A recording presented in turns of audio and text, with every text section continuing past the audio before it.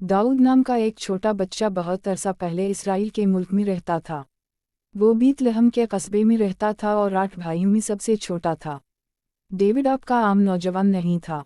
उसे अपने बाप की भेड़ों की देखभाल का काम सौंपा गया था। इसने इस बात को यकीनी बनाया कि खेतों में दिन और रातें गुजारकर कोई नुकसान ना पहुंचे। ये कोई आसान काम नहीं था, खास तौर पर जब कोई खतरा था।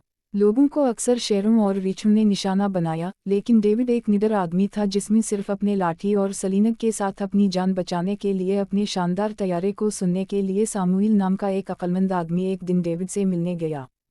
खुदा ने सामुएल पर जाहिर किया था कि डेविड मुस्तकबिल में बादशाह के तौर पर हकीकी है, जिसके नतीजे में सामुएल ने दाऊद को मसह किया, इसे एक अहम मकाम के लिए हासिल करना।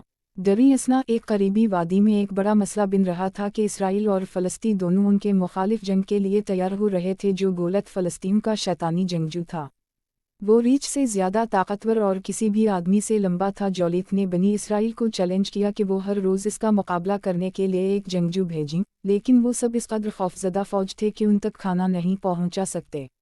वो ये देखकर हैरान रह गया कि हर कोई जालूत से खौफज़दा है। रीछों और शेरों से जब मैं अपनी भेड़ों को ढूंढ रहा था, अब वो मेरा दिफा करेगा। डेविड ने बादशाह से ज़रा बख्तर हासिल की थी, लेकिन ये बहुत भारी थी।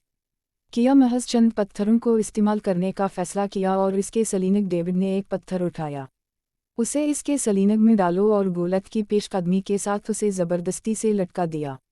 गोलत के माथे पर पत्थर से गोली मारी गई। जब उसने हवा में तलवार की गोली ज़मीन पर गिर गया और डेविड जीत गया।